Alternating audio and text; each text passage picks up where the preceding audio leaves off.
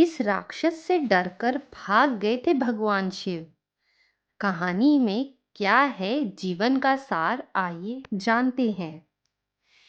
भगवान शिव के बारे में प्रचलित है कि वे थोड़ी सी तपस्या से ही आसानी से प्रसन्न हो जाते हैं। हालांकि कई ऐसे उदाहरण भी हैं जब किसी ने बड़ा वरदान पाने के लिए उनकी कठिन तपस्या भी की है। लंकापति रावण ने भी तो अमृत तत्व को का वरदान पाने के लिए भगवान शिव को अपने सर चढ़ा दिए थे, वो भी 10। भगवान शिव से जुड़ी ऐसी ही एक और कहानी है जिसमें एक राक्षस ने शिव जी की घोर तपस्या कर उन्हें प्रसन्न तो किया था। हालांकि वरदान देकर भगवान शिव खुद ही मुसीबत में फंस गए थे। बाद में भगवान विष्णु ने उन्हें इस मुसीबत से छुटकारा दिलाया था। आइए जानते हैं कौन थे ये राक्षस और क्या था वरदान जिससे कि शिव जी खुद ही फंस गए थे। कहानी के मुताबिक एक बार महर्षि नारद धरती में घूम रहे थे। रास्ते में उन्हें वरकासुर नाम का राक्षस मिला। नारद मुनि ने देखा कि वह उन्हें अपने पास बुला रहे थे, तो नारद मुनि उनके पास गए और पूछा, क्या चाहिए तुम्हें? तो उन्होंने कहा, मुझे एक सलाह दीजिए। आप मुझे ये बताइए कि ब्रह्मा, विष्णु और महेश में से कौन से देवता जल्दी प्रसन्न हो जाते हैं? महर्षि नारद ने बहुत सोचने के बाद कहा कि वैसे तो तुम तीनों महादेवों में से किसी को भी तपस्या कर सकते हो, लेकिन ब्रह्मा और विष्णु जल्दी प्रसन्न नहीं होते हैं। उनके लिए बहुत वर्षों तक कठिन तपस्या करनी पड़ती है। यह भी हो सकता है कि तुम्हारी आयु पूरी हो जाए लेकिन तपस्या पूरी ना हो। भगवान शंकर थोड़ी आराधना से ही प्रसन्न हो जाते हैं। वे अपने भक्तों की इच्छा पूरी करने के लिए सोच विचार नहीं करते हैं।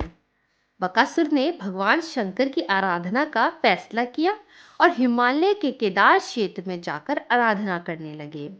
यज्ञ, जप, तप, धन सब प्रकार से वह पूजा पाठ करने लगा। कुछ दिनों के बाद उन्होंने सोचा कि मैं अपने शरीर और प्राण को भी भगवान शिव को अर्पित कर दूंगा। ऐसा सोचकर वह अपने शरीर का मांस काट काट कर यज्ञ कुंड में डालने लगा, लेकिन भगवान शिव प्रसन्न नहीं हुए। परेशान होकर एक दिन उसने अपना शीश काटकर भगवान शिव को अर्पित करने का फैसला किया।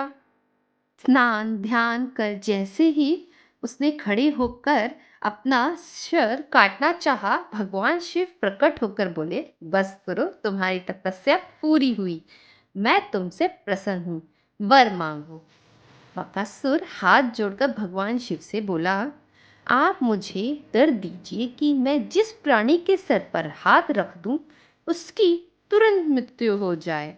शिवजी बकासुर की ये मांग सुनकर चिंतित में पड़ गए, लेकिन वरदान नहीं देने पर देव माया का उल्लंघन हो रहा था।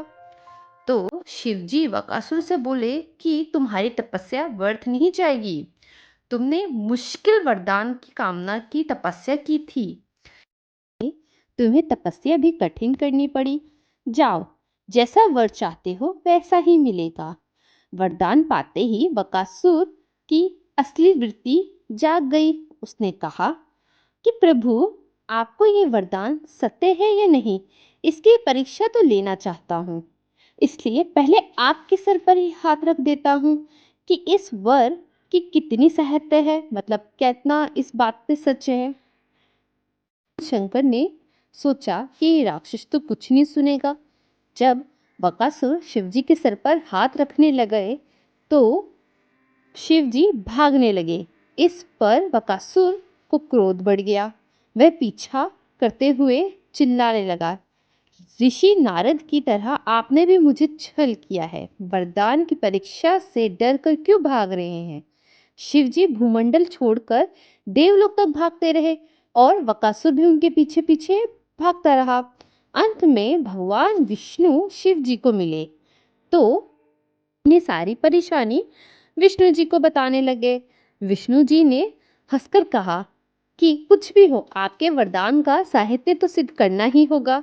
भगवान विष्णु ने योग माया से एक वृद्ध तेजस्वी ब्रह्मचारी का रूप धारण किया और बकासुर की ओर चल पड़े।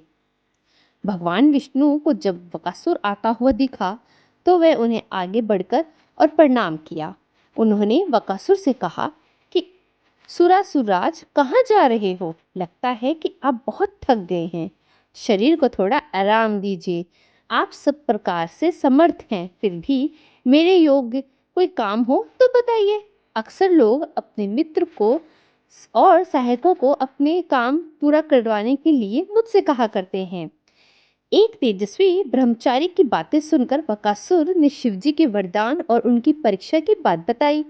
इस पर ब्रह्मचारी हंसा और कहा कि तुम किसके वरदान की परीक्षा लेना चाहते हो? शिवजी? शिवजी का तो अपना ही कोई घर नहीं है। वे तो खुद भूत प्रेतों के साथ घूमते रहते हैं। भला किसी को क्या वर देंगे? वर देने वाले तो ब्रह्मा और विष्णु ही हैं। आगे विष्णु जी ने बकासुर से कहा कि तुम एक वरदानी होना चाहते थे तो ब्रह्मा जी और विष्णु जी का अध्ययन करना चाहिए था। शिव जी के पीछे बेकार ही दौड़ पड़ रहे हो। वरदान लेने वाला तो खुद इतना शक्तिशाली होता है कि उसके वरदान का असर खुद पर नहीं हो सकता। तुम्हें तो उन्होंने झूठ मूठ का वरदान दिया है। तुम्हारी तपस्या बेकार चली गई। ब्रह्मचारी की बात सुनकर बकासुर निराश हुआ। उसका मोहताबल थोड़ा टूट गया। वह कहने लगा कि मुझे तो देव ऋषि नारद ने शिव जी की आराधना करने को कहा था। ब्रह्मचारी ने कहा, तुमने नारद मुनि पर भरोसा कर लिया? मैं तो ऐसे ही घुमक्कड़ साधु हैं जो सभी की उल्टी पुल्टी सलाह देते फिरते हैं। अगर तुम्हें मेरी बात मानो और मेरी बात का भरोसा हो तो खुद के सर पर हाथ रखकर एक बार देख ही लो कि शिवजी ने तुम्हें झूठा ही वरदान दिया है। बहकावे में आ गए हो तुम। बकासुर का मुताबिल बुरी तरीके से टूट चुका था। उसने ब्रह्मचारी की बात पर भरोसा हो गया और शिवजी से उस की बात पर भरोसा हो गया कि शिवजी ने भी उसके साथ छल कर झूठा वरदान दिया है। उसका विवेक नष्ट हो गया। उसने वरदान की साहित्य की परीक्षा लेने के लिए अपना हाथ अपने ही सर पर रख लिया। सिर पर हाथ रखते ही भयंकर अग्निपूजन प्रकट हुआ और बकासुर उसमें भस्म हो गया। भगवान शिव, विष्णु और बकासुर की इस कहानी से जीवन में एक अहम सार छुपा हुआ है। कहानी सीख देती है कि बिना सोचे विचार करे किसी को भी कुछ देना या पाने वाले का होकर दाता को ही संकट में डालने का ऐसा ही नतीजा होता है।